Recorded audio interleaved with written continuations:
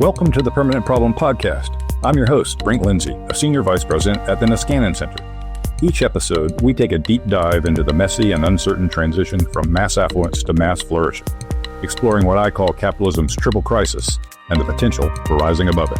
Hello, everybody, and welcome to the Permanent Problem Podcast. I'm delighted to have as my guest today, Ryan Avent, author of the new book, In Good Faith, How the Nature of Belief Shapes the Fate of Societies, just out from Yale University Press. Ryan, welcome to the Permanent Problem.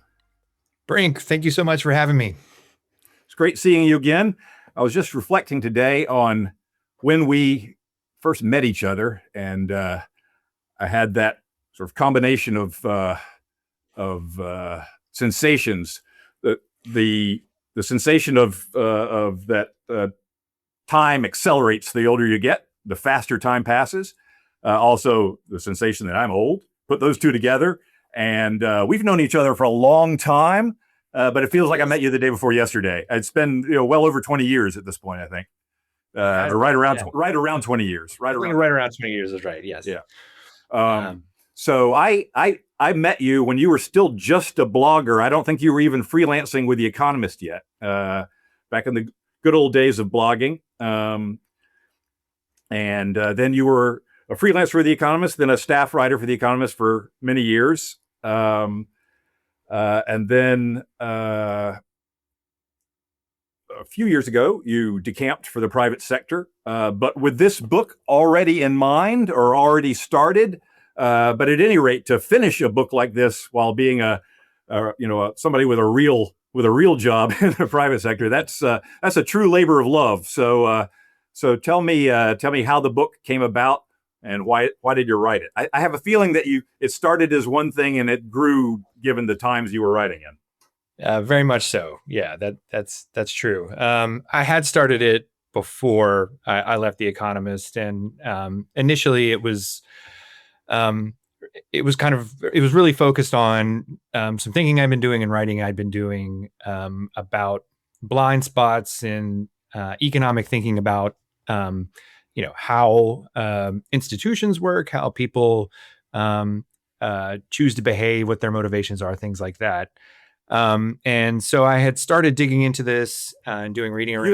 You had written a book that came out, I think, in 2016 called The Wealth of Humans, about our new sort of labor abundance and how that was shaking up the world, and with the global labor market and what that entailed. And there was a chapter in there, as I recall, that was homing in on this idea of business culture as a big determinant of competitive success. So it was your thinking there about this kind of blind spot in economics, where everything is about design and incentives and not so much about culture.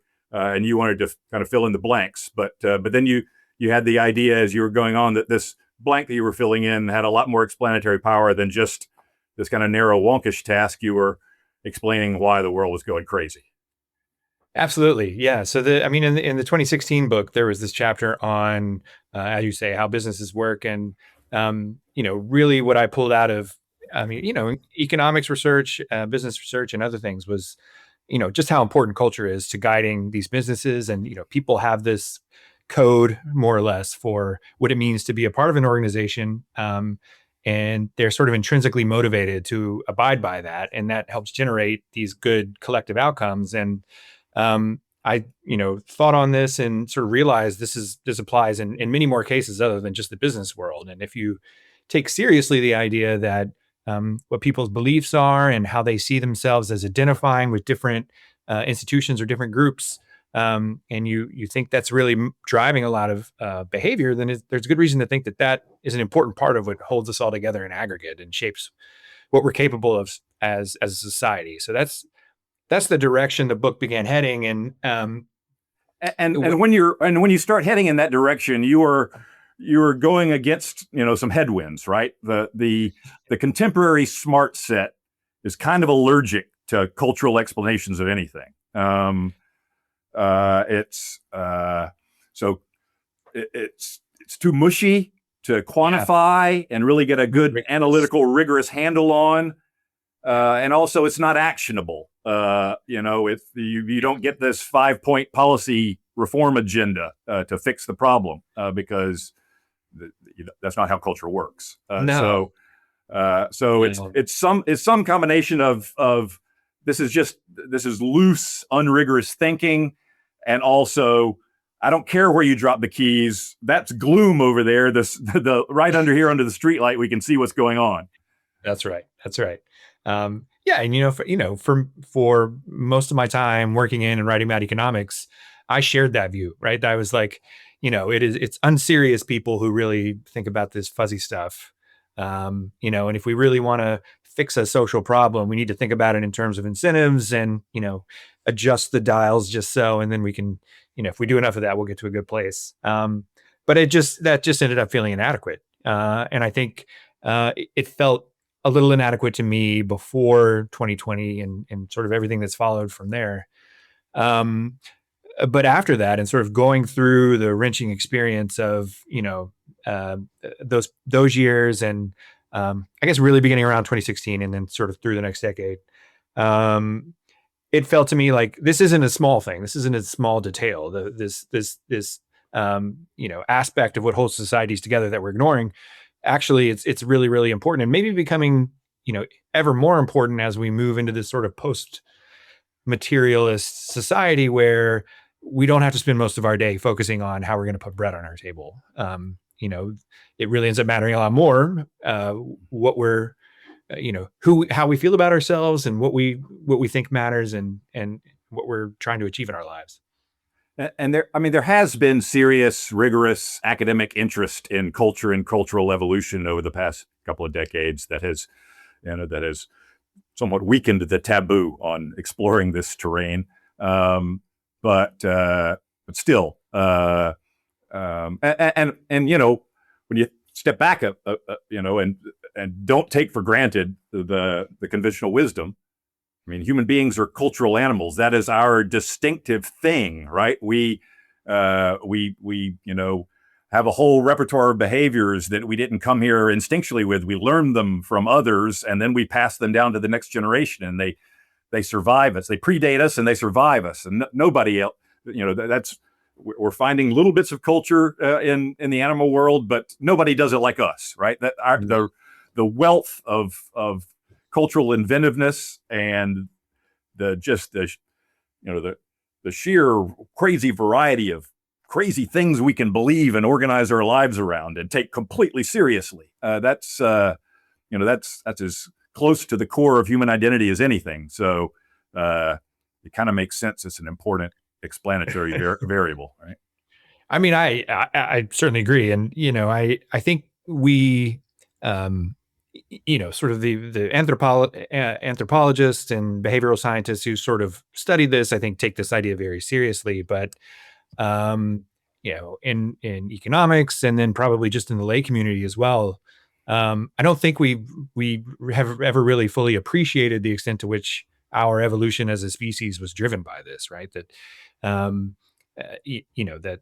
our ability to begin to use culture as a way to coordinate our activities and store knowledge that persists over time, that was really fundamental in driving human evolution forward. And then, once we became Homo sapiens, that was sort of the key way that we adapted to new scenarios. We didn't do it with our genes for the most part. We did it through the evolution of culture. And so it's been critical all along for our whole existence as a species. But then I kind of feel like we got to this point where we felt like we outgrew that. We're now modern man and woman, that we're rational, and we don't, in this world, we don't need to rely on that anymore. And I think that's fundamentally wrong. So I'll get to the modern faith in a little bit and what has gone wrong. But let's start with what's gone right. So we take it for granted. This is the world we were born into. Why isn't it better? But step back and think about where we are and where we are in relation to just about every other human being who's, part of the story of our species. And we live in extravagantly different circumstances and dramatically, unimaginably better circumstances. First, there's 8 billion of us. So there's a whole lot of us getting to have the human experience. and we live in these, enormous collectives relatively peacefully together. That's kind of astonishing. And we have figured out ways to organize our activities in incredibly intricate divisions of labor and responsibility. We have harnessed magical seeming technologies, and this is all, this is all the handiwork of culture. So you have a kind of history of how we got here in the book. So you want to go through that a little bit. The nature of our beliefs kind of determines, how big a group we can be in, and how, what the scale of our cooperation can be, and therefore what the scope of our collective capacities can be, and therefore what our opportunities can be. So, but why don't you spill that out some? Yeah, absolutely. So once we were sort of became cultural creatures, like, we did end up storing more and more information about how to behave, why to behave in that particular way in our culture. And that's sort of a thing that allowed us to learn new tricks to survive in different niches.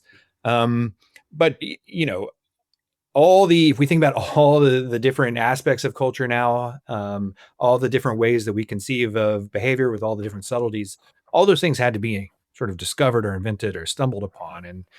And the process of stumbling on those things, and the sort of stories that we found that allowed those things to make sense to us, opened up new capabilities for humankind. And so in the book, I sort of, I try to pick out a few. And, one I think is, as we learn to find new ways to live in larger societies, and a huge part of how we did this was kind of stumbling on religion. We could operate in tribal groups of hundreds rather than bands of, a few dozen. And that may not sound like a huge difference, but it actually, when you're thinking about, trying to accumulate a body of technologies that will allow you to do more, or when you think about trying to cooperate to achieve some larger end, that number makes a huge difference, right? Multiple bands coming together, they can preserve a discovery that someone stumbled on a lot better. There are more people sharing ideas, like, oh, we figured out how to do this with a fish hook, that kind of thing. And so I think that as we learned to do that and became accustomed to larger societies, that was a contributor to accelerating technological development, and accelerating sort of growth in our overall capabilities. And this has sort of happened repeatedly throughout our history. If you look at the process of us settling down, living in larger sedentary communities, figuring out how to be successful communities while relying on agriculture, and then figuring out how to live within states, there were bodies of meaning that were evolving all along the way that helped us adapt ourselves. Somewhere right around there, we figured out writing too. So we figured out a way to store our culture externally, not just in the noggins of other humans, but somewhere that can survive us. And that absolutely, that opened up a huge can of worms. Yeah. I mean, all of this did, right? But I think, I've been struck when sort of reading historical takes and analyses on this, how much people want to attribute the emergence of something like writing, or of a particular kind of state, to this purposeful behavior by, clever people. Like, oh, writing emerged because it was a way that kings could exercise greater control over their populations. And I think obviously writing allowed people to have that greater capability, but these things were evolutionary. It had to become more widely accepted that, submitting in certain ways to a king was a good thing, or a reasonable thing to do. Maybe not a good thing, but something that was appropriate for a person to do, or that someone, reading into these crazy symbols and saying that they meant this or that was a sort of a legitimate thing. And that's sort of I think in a lot of ways, the governor on what a society can be is like, what do people feel is appropriate? And certainly that's something that's kind of continued up to this modern day. It's something when I think about the political situation we're in now, you have these ideas about what's appropriate that constrain behavior. And then they go away, but we're getting to that. Yeah. So, go ahead. Well, I was just, and then sort of thinking about how we then sort of get to modernity. I think um, there had to be some pretty significant changes to the body of shared meaning, changes in the way we feel about behavior to allow that. And the book talks about that a little bit. It's a few things. I think part of it is about getting past kinship networks and sort of interacting with others, sort of as if they're all more or less okay to interact with. And you and in making that step, you ascribe an important role to Christianity. I do, yeah, and I don't know how people receive this because it's if you sort of say that Christendom, could become the first, industrializing part of the world because of Christianity. That I think that can be a difficult thing for a lot of people to swallow. But the point I try to make is that the spread of Christianity throughout Christendom, Western Christendom, and the way that it evolved in interaction with other different forces really led to the displacement of this old sort of moral structure where which really was kin group based and where you treated people outside your kin groups quite differently and held them to different moral rules than you held internally. That ended up being replaced by this more universal moral code. Didn't happen overnight by any stretch of the imagination. But as that happened, we became more flexible. We became better able to be a part of many different groups, overlapping groups, and that unlocked a lot of potential for complexity.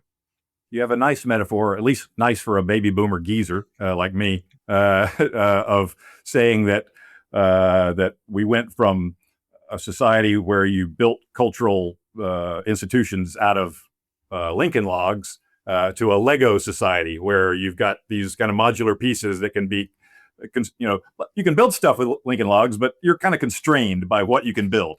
Whereas with Lego, you can build anything. So once you get to this universal morality, that highlights the free and sovereign individual, that's your Lego block. And once you've got that belief structure in people's minds, the ways you can combine individuals in new configurations becomes virtually limitless. Mm-hmm. And I think this ends up being incredibly powerful because all these little subdivisions within society, the different groups of which people can be a part, have their own little cultures holding them together with the particular sets of meaning, and those things can evolve over time as well. And so, if you look at something like the development of science and the set of values that goes around with that, this emerged from this sort of subgroup of society. In the West, we would say it's something like the Republic of Letters that kind of, formed the idea among themselves that it was appropriate to, express this radical doubt that you wouldn't accept things unless evidence could be shown to prove it. And then if you believe something and evidence was shown to you that wasn't correct, that you would change your mind. And so I think you have to think about this shift in the moral sensibilities as opening up the room to develop these important sub-beliefs like science is good. It's good to turn a profit. It's good to try to work hard and develop your own capacities as an individual. All these different things that really contributed to modern economic growth. So faith is in the title of the book. Faith figures prominently in the book. Explain how faith fits into this cultural explanation of what's happened to us and where we are. Sure. Well, I think it is. I think it's central. I think we often think of ourselves as being distinct, mostly because of our capacity to reason and to work through problems and innovate and come up with solutions to them. And I think that's actually, it's very important that we can do that. But I don't think that's the thing that really sets us apart. First of all, apes can do that, not nearly as well as we can, but they're pretty clever and they're good problem solvers. But what really unlocked the capacity to use culture to cooperate was faith, right? That we were able to develop this capacity to trust others, even though they weren't blood relations or close blood relations, that we found ourselves able to believe things and sort of live in a way consistent with those beliefs, even though we didn't really understand why. And there's a lot of interesting anthropological work that sort of makes this point, right? That, over time, indigenous groups would develop these incredibly complex procedures for processing food or building housing or fighting wars. And there were tricks embedded in these things that no individual could have come up with. It's not like someone invented out of nowhere. That there was no research labs, anything like that. And so these things can only work and help us survive and adapt if we continue to do things that on their surface don't make sense. If we add lime or ash to our maize to help us access the niacin in the maize, like no one's gonna, who's gonna just randomly throw ash in the corn? So it was really faith that allowed us to survive all these hundreds of thousands of years. And I think that if we are honest with ourselves and reflect on how we live today, that's still just an absolutely critical part of modern society. We walk out our door believing we're going to be okay, believing that everyone is going to abide by laws and conduct themselves in a way that's going to allow our lives to work as we expect them to. And even modern science rests on unprovable assumptions, right? That we can trust our senses. We're not just brains in a vat being tricked by some demon, right? That something's real going on that we're experiencing. The orderliness of the universe, right? That there are natural, regularly recurring patterns, and we can figure, and they are finally comprehensible to us. So none of that is a given. It's all, but it's a precondition for getting anywhere. So everything rests. So all of, if we're going to say, no, we don't need faith anymore because we've got science, well, we don't have science without faith. That's right. Yeah. And I think, there's the other aspect of faith that the book sort of works through and focuses on as it thinks about the present and where we're going, is the extent to which faith is necessary really to get through life. That life is difficult. There's a lot of reason to think that that things will go wrong in disastrous ways, and it's particularly in our sort of in our modern society where where skepticism of things like faith is sort of the marker of being a serious mind. We sort of fail to appreciate how you have to believe that a tomorrow is possible, whether or not there's any evidence for that, in order for there to be a tomorrow. And this is a good time to throw in the fact that your book, while it's has this huge theme of the grand sweep of history, also it has autobiographical elements interspersed throughout it. So we'll get to the kind of crisis of faith that our liberal democratic societies are undergoing right now. But you had a kind of a personal crisis of faith, at least partially triggered by this larger societal crisis. So you kind of interweave those stories. So you get personal as far as that, and so.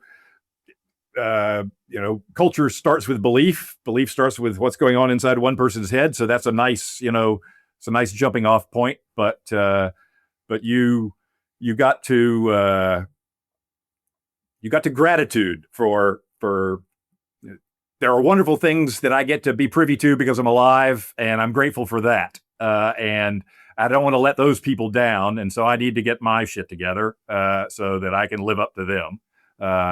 And so it was what you're grateful for, and then your obligations to those people you're grateful for kind of pull you out of your funk, right? So look, tell the story a little bit.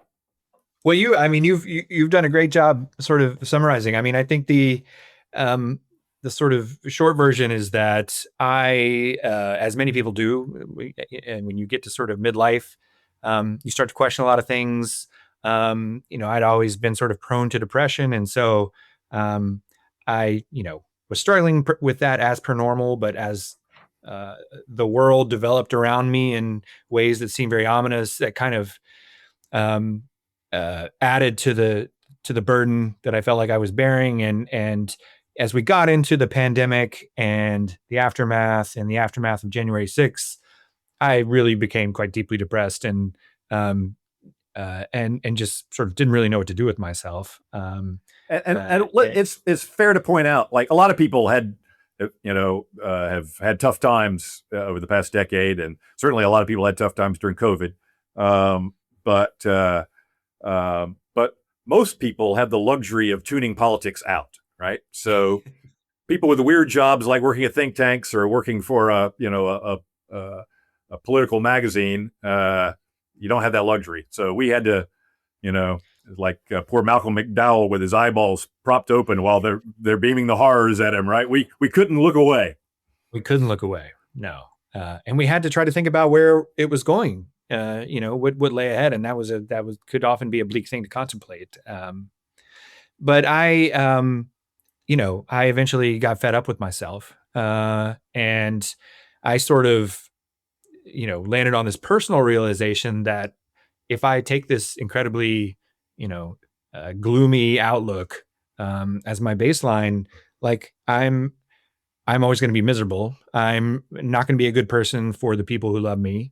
I'm not going to be able to work effectively to try to help the situation in whatever ways I can, right? And I realized that I need to believe that tomorrow can be better, even if I don't really have a lot of things I can point to that give me strong confidence that this is true. And I think the reason that ends up making its way into the book is because that shaped my understanding of how we work together as a society, of kind of what ends up being the motive power that keeps the society going. And it really fed into my kind of understanding of what seems to be going wrong and what we might need to do to fix the problem. And this, it's you're personally miserable, right? I'm not happy. I'm not maximizing my utility for beings right now, right? So that project is not going well. So you turn around and you think about a different project, right? The people who matter to me and doing right by them. So being a good person and doing good for the people who matter for me. Okay, then I need to shake out of this torpor, and I need to have faith that tomorrow could possibly be a better day, so I can do good by the people that matter. So shifting from utility, that I'm a homo economicus and I'm here to maximize utility, to a different mix of meanings, like life as an opportunity and an obligation to do good.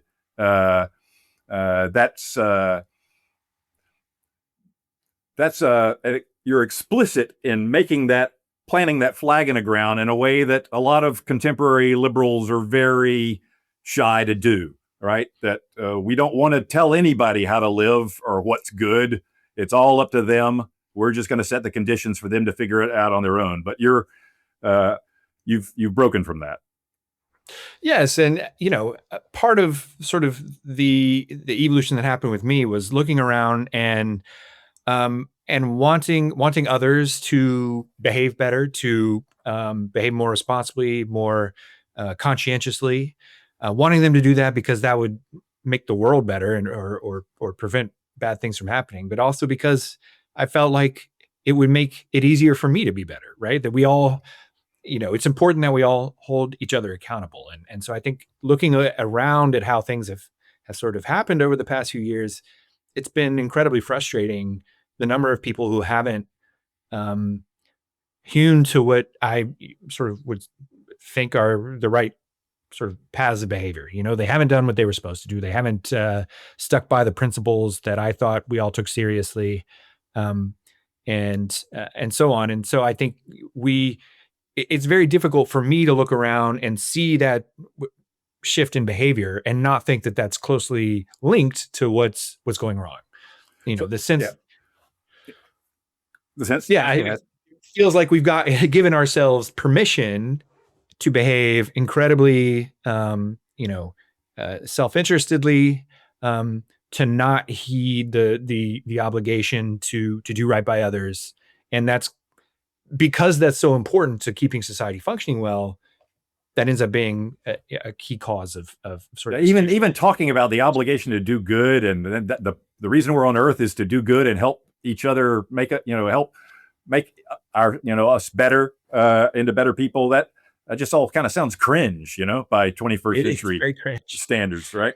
But this is, so that's, we're coming up, to the against the modern faith. So it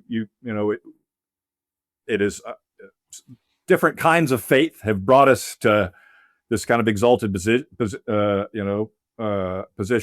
and the story you tell of progress is not a Whig kind of triumphalist story at all. It's an evolutionary story where people are doing things by accident. And I think I was looking at email correspondence to you, and right after I read the manuscript, I said it's like just a series of slipping on banana peels until suddenly you find yourself almost at the summit of Mount Olympus, right? So, that's right. But now we're sliding back down, and why is that? What is the modern faith that we have substituted for the faiths that got us to this privileged place? I think that if we the way I tell the story about how we got to modernity, to modern economic growth, it is one where our beliefs and values shifted, and those beliefs and values changed our behavior in ways that allowed us to unlock all these new capabilities. We got to a place where it was deemed as being appropriate to try to understand the universe better, to use that understanding to try to make the world better, where it became acceptable to make a profit while doing that. But also where there were, ethical obligations that people took very seriously. And, if you go back and look at the political economists from, the late 18th, early 19th century, they took this for granted. They didn't think that we were all these isolated particles. They sort of, Smith understood very well that what allows these economic forces to work as they do is the set of ethical, moral obligations we give ourselves and take seriously. Right. He didn't start writing The Wealth of Nations until he had already pumped out the theory of moral sentiments. Absolutely. And in some ways, the theory of moral sentiments is the more encompassing work, the general theory, right? Where the wealth of nations would be the special theory. But anyway, but as industrialization proceeded, and as history proceeded, I think we became very sort of rationalist about how societies function. We sort of came to think of ourselves more as rational engineers rather than kind of moral actors. And also, I think there were many appealing things about that way of thinking about society that sort of allowed them to spread. And, I think if you took economic analysis as it sort of developed and became around the turn of the 20th century, if you took that seriously, then one, it had incredible explanatory power, right? It ends up being a lot like physics.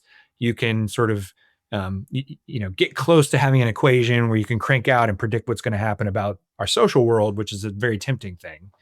But then also the sort of moral guidance it ends up providing ends up being a very convenient one where, like markets are going to turn our behavior into an ideal outcome if we behave in a self-interested way. So really the right thing to do is to behave in a self-interested way. And, this was tempered by prevailing, moral and ethical views. But over time, I think that story became more dominant, and the things that had sort of tempered that story eroded. And so we got to a point where it really feels like everyone has permission to get theirs, and yeah. Yeah. So anyway, the modern faith, I guess, to answer your question, is this belief that once we land on the correct sort of systems of social organization, like a market economy, that's the thing. That's the thing that we've gotten to the point where we need to get to, and it doesn't matter what individuals do or whether or not they're moral. Like we've engineered the system correctly, and so it should work. But that's mistaken. Yeah. So let me back you up here, and then I'll give you a little bit of pushback. But All right. so the modern faith is that everything comes down to system design and incentives. That if we set up the system correctly, then the little human being balls will bounce through the maze of incentives correctly and get to the proper efficient outcomes, right? So this is like one gigantic. This is just a classic example of economists assuming the can opener, right? So the story is an economist and an engineer wash up on a beach after a shipwreck, and they're scrounging around to see if anything turns up that they can use, and they find some canned goods, but no can opener, and the engineer is trying to figure out some way to rig some sort of thing to whack open the cans, and the economist says, no, let's just assume a can opener, right? So economists living in this moral economy of people with their heads full of all kinds of beliefs observed how those citizens of a moral economy responded to incentives, and saw that incentives can be really powerful in shifting behavior. But incentives of humans that are enmeshed in a moral economy. And gradually that context just leaches away until you end up with this assumption of homo economicus, this rational utility maximizer that isn't really like anybody you and I have ever met. And it occurs to me an interesting kind of example of how this kind of eats away at our moral fiber over time is Milton Friedman, who comes up in your book, but Milton Friedman's line on corporate social responsibility. So he famously said that the only responsibility that corporations have is to make profits within the rules, while staying within the rules, right? So maximize profits while playing within the rules. You have satisfied your corporate social responsibility. Okay, that while playing by the rules codicil is assuming a lot, right? But it starts dropping away. Okay, play bit within the rules, but the rules aren't fixed for all time. We can change the rules. So we can lobby and make the rules, favor us. And there's a whole lot of that going on. Steve Tellis and I wrote a whole book about it called The Captured Economy. And then beyond that, well, the rules just say that if we violate the law, we get fined. So we'll pay the fines. That's the cost of doing business. But we don't care if it's right or wrong. It's just because right is maximizing profits. So you start with, a fairly sensible observation. There's very little a corporate manager is going to do to make the world a better place over and above running his business well. That's there's a lot of truth in that. But the context around it just keeps eroding until you end up with just, licensed sociopathy. Basically, yes, that's right. I think you've described it well. And I guess, just to clarify, like, I think it can sound like I'm saying that, everyone sat down and read Milton Friedman and then came to this decision. And really it's more, it actually, functions more along the lines of kind of the broader theory of society I have in the book, right? Which is that, we, in response to these sort of attractive ideas, people sort of altered their behavior, and that shaped others' perception of what was okay. And this is all sort of dispersed outward in a way that's led us to this place. Yeah. So my pushback is I'm not sure how widely shared the modern faith is. I think it's definitely something that's in the heads of policy elites, people who think about how to rearrange the policies and institutions of society. You think about society at a macro scale, they're systems thinkers,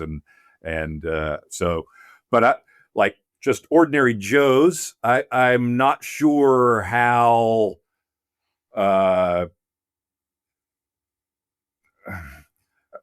natural it is to think at a level of abstraction, to think in terms of abstract systems, right? So I think they're more just sort of getting it in the water rather than this is sort of an article of faith in their hearts. So maybe one way to put it is that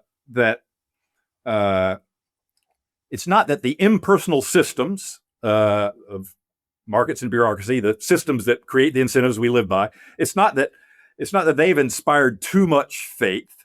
It's rather that our other faiths in our personal responsibility in our face-to-face lives have kind of withered, right? So once we step out of being, Ryan Avent, Brink Lindsey, participant in impersonal systems and step into our face-to-face lives, then we're not thinking so much about utility maximizing.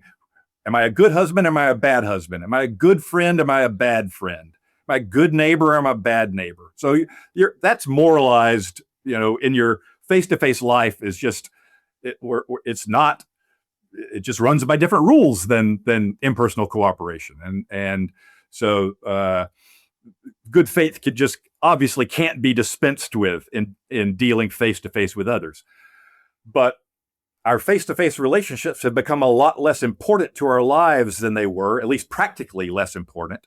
This is a point I make again and again in my book, The Permanent Problem, that once upon a time, those personal face-to-face relationships were just absolutely crucial to our practical, ability to get through the day and get through life. So our wife, our spouse was a partner in economic production. Our kids helped out on the farm. They took care of us when we were old. Our neighbors, they helped protect us against bad guys, and they were an insurance policy during bad times. So the people with whom we share an obvious, explicit moral economy bulked very large in determining the quality of our life, whereas they still bulk very large in determining the long-term quality of our life. But the day-to-day practical efficiencies of our life, we've outsourced all that stuff, a lot of it, to buying things and to getting services from the government. So as the part of our lives where we think naturally in kind of moral terms has withered, then it's not too surprising that we carry these habits of life and impersonal systems around and kind of over apply them. Does that make sense to you? It does make sense, yeah. And I think it's a good pushback. I will say of the portion of the book that's about the modern faith that it skates by a lot of the sort of particular mechanisms that are at work, and it also probably overrepresents itself as kind of the monocausal explanation of everything that's gone on here. One thing I've sort of wrestled with as I wrote it was how much to focus on the shifting beliefs of elites in particular. Because I think you're right that they're the ones who are maybe dealing more with these particular abstractions. But also I think they occupy critical nodes in society, and so the elites that sort of run our newspapers or our media companies or whatever, or do all sorts of other things. They're an important way in which people kind of are confront the values that sort of guide the world. I think there's a lot that's gone on to contribute to the erosion of those face-to-face interactions, as you note. To some extent, I wonder how much of that is an inevitable sort of outcome of a freewheeling capitalism that isn't tempered by purposeful action toward preservation of particular ways of life. And so, I think there's a really deep complementarity kind of between the position you take in your book, which is excellent, and sort of what I'm actually saying with this argument, which is that we've sort of allowed ourselves to get to a point where things that really matter a lot, we treat as though they don't matter. And so, yeah, I think that the place to sort of focus is on how to make that argument more persuasively to the rest of the world. Does that make So sense? yep. You say we need a new faith. We need a new big story to re-socialize us, remoralize us. So what does that look like? And you describe a kind of faith that's very similar to one I've described in some of my Substack writing, which I call it, as opposed to a religious faith that's derived from some revealed, sacred source, just an existential faith that starts with just a sense of gratitude of being here. That everybody who's alive is a lottery winner. On the night we were conceived, the odds were 100 million to 1 against us.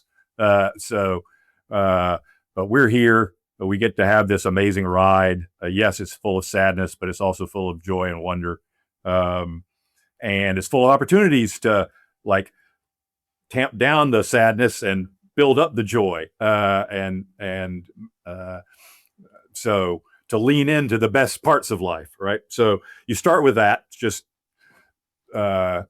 so we should make the best of this, right? And then at the macro scale, you start with the fact of progress, the fact that we're in, progressive modernity, and that we are in this incredibly exotic and privileged position relative to the overwhelming bulk of our fellow members of our species who lived before us.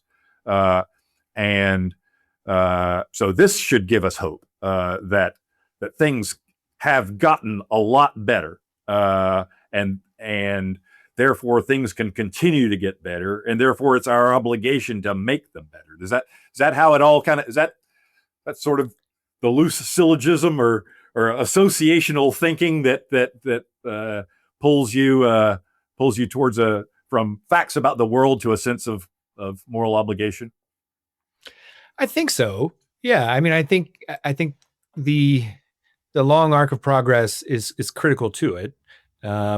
The extent to which that long arc of progress has allowed us to become better people, better societies, who treat each other better is an important part of it. But I think, the thing that's missing is the sort of the story that allows us to feel connected to both the past and the future, and which helps us understand why it matters that we're the bridge. And the sort of overriding notion that kind of we're here to satisfy our preferences just doesn't do it. We're seeing the limits of what that can do in terms of driving society forward.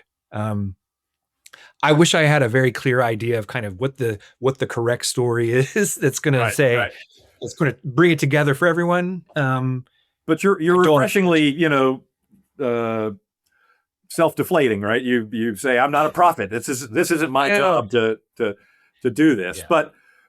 But still, there's an obvious, candidate or set of candidates, which is organized religion, right? So you've written a book about faith. You're arguing that our problems are from a loss of faith, but you've got and you're telling your own story as you wind that into the narrative of the book. You talk about how you were raised, in a fairly fervently Christian community, and how you lost that religious faith. But anyway, tell the story. But then, and the losing of the faith, you felt fairly self-congratulatory about, but you came over time to feel, a little bit more like wistful about it. Yeah. And I think when I was growing up in the church and then sort of grappling with what I really believed, I overwhelmingly treated the sort of inner dialogue as one that really was just about me and God, right? That whatever I believed, it mattered for me, it mattered for my soul. And that's kind of, if I decided to stop believing, like I was the one who was affected and nobody else. And I think what I, came to realize was that actually this is the foundation of collective purpose in a lot of ways, collective interaction. It matters because of what it does for all of us, and the extent to which kind of we get personal benefits from it, from believing. That's very much tied up in kind of what it does for the society around us, because it gives us all that obligation to look out for others, and they look out for us. And I think, if thinking about that lesson for me and thinking about sort of the place I go with it, which is that we need these new stories, it does raise some difficult questions, I think, for someone with liberal commitments, right? Because we, first of all, I'm certainly not of the view that we need to try to convert everyone to any story. That's not gonna work. That's not appropriate. And then second of all, it's sort of, do we think what do we really think about, sort of assigning ourselves the obligation to do right by others, simply because we feel like that leads to a better overall collective outcome. I think we haven't given ourselves the tools to really work through that yet, and it's something I'm sort of continuing to think about. But so you kind of walk right up to, I've got this sense of profound gratitude, and it kind of feels like it makes sense to direct that gratitude towards something, right? That the author of whatever it is, if it's an impersonal principle or law or force or whatever, but there is some ground of all being, that is the reason why there's something rather than nothing, and the something has the nature that it has. And boy, I'm glad that it exists, right? And I'm glad that I exist, and I'm glad that I'm a creature of this reality, right? And you say, we could just call that God, but you step back and you don't want to do that. So why don't you want to do that?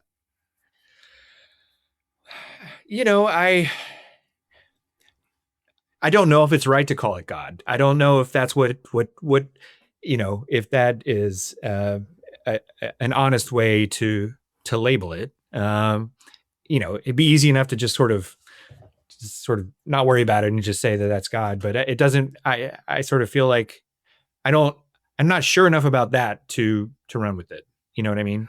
Yeah, I feel like you and I are in a very similar boat, of sort of seeing the value of religion and religious community, and it just shows up in social science. There's Robert Putnam, who, the author of Bowling Alone, says that praying together beats bowling together and praying alone, right? In terms of binding communities together.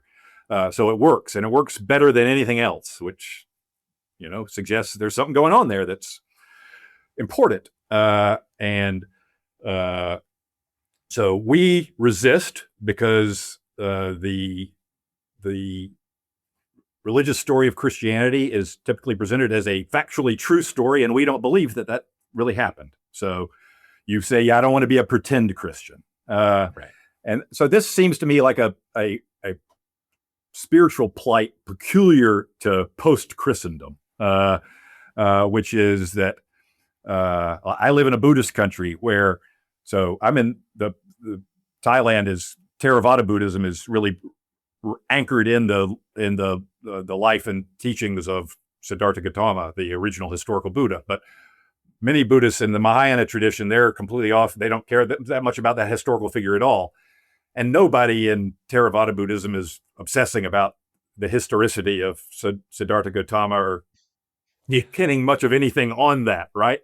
And when you get back to his teachings, it's just it's all the supernatural stuff is like, take it or leave it. His message is, life is full of suffering. I've got a spiritual technology to lick it. If you'll follow me, you'll be better off. So Judaism, right? The metaphysics, they're very latitudinarian about, you just got to follow the rules, right? So you can be a good observant Jew just by following the rules. You don't have to believe anything you don't want to believe. You just have to conform to the practices of the group. So it seems like it would be easier in some religious traditions to make this leap to a scientific worldview where you're just not going to accept miraculous occurrences, and yet recognize that there really is something that transcendent, right? That yes, we're the cleverest critters on this planet, but I still think that imagining that we can, these overachieving apes can grasp ultimate truth is only slightly more preposterous than imagining that a beetle or a mole rat could figure it all out, right? It's just no. So there's just we're in this little tiny bubble of this enormous mystery all around us, and we know regularities in nature and to an astonishing degree, but we don't know why they're that way. So we're just surrounded by mystery and unfathomable mystery, towards which I think the correct emotion is wonder and awe, and also a sense of gratitude. So wonder and awe and gratitude towards things that surpass human understanding, and doing that in a community where we're all organized that way to think about the most important things there are to think about, get past the bullshit of the next, this work week, and get together and have communion about the most important things there are.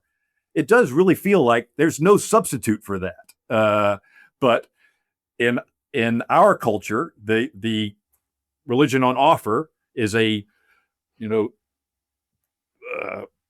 creedal religion. We believe these things, and of course, liberal Protestantism wandered way off into this kind of symbolic, believing things in a symbolic way.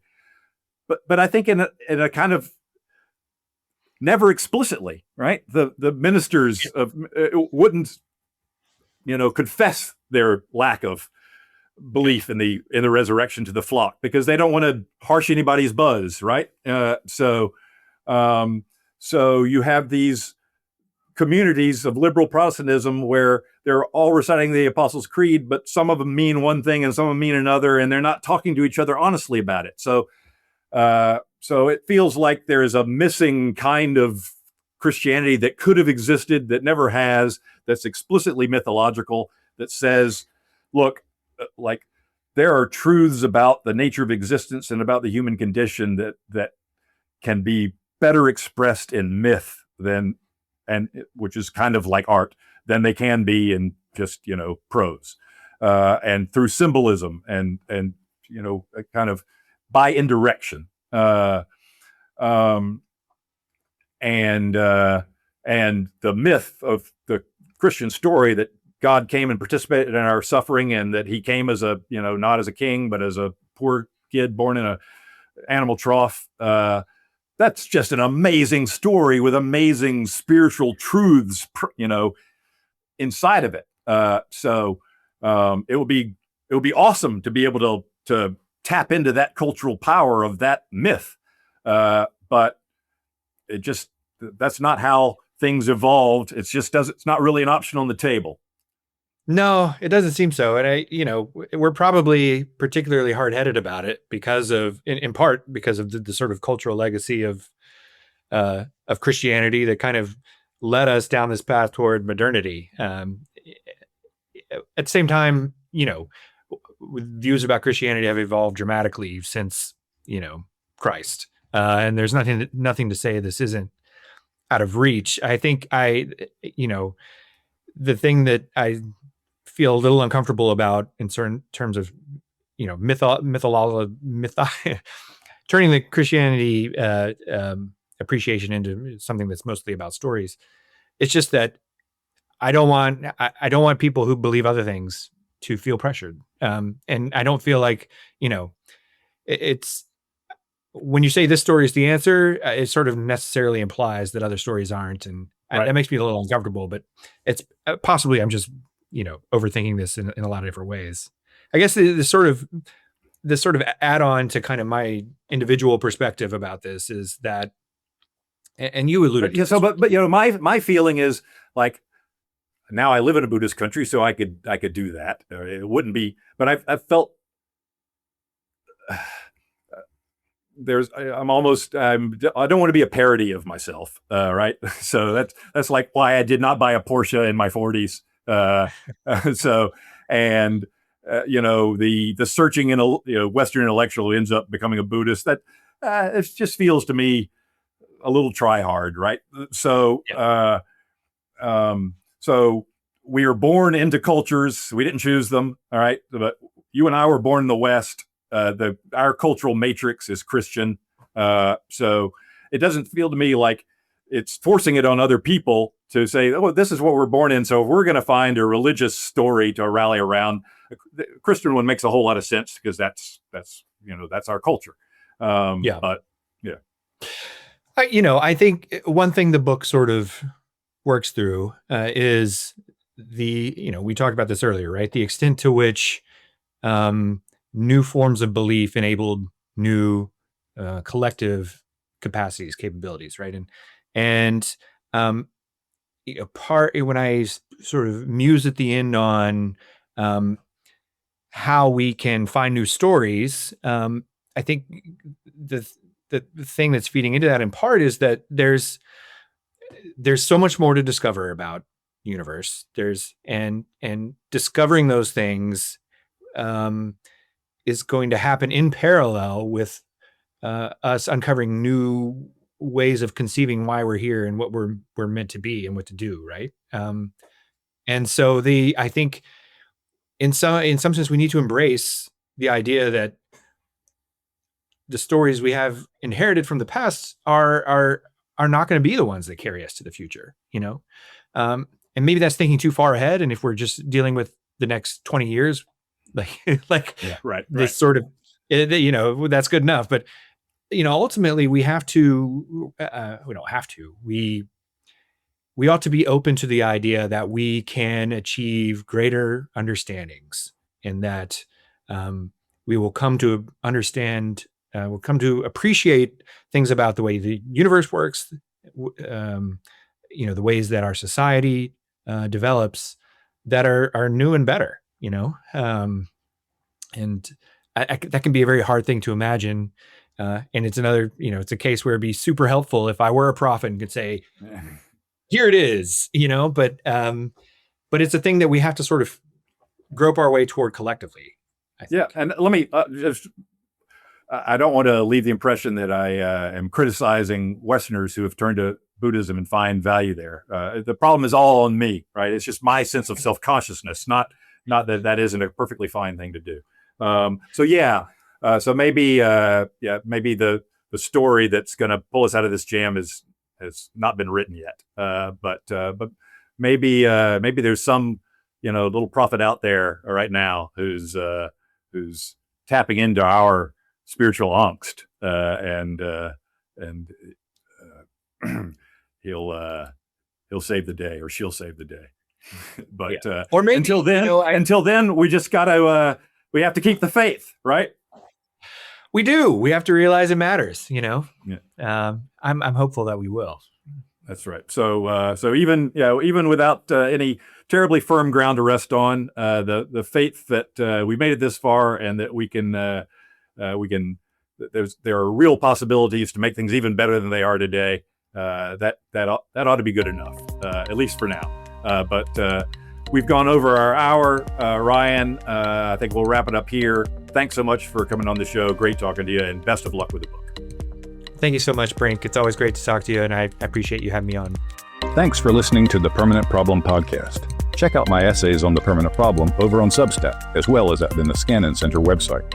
And be sure to catch all our episodes on Substack, Spotify, Stitcher, Apple Podcasts, or wherever you love tuning in. Until next time, I'm Brink Lindsey, signing off.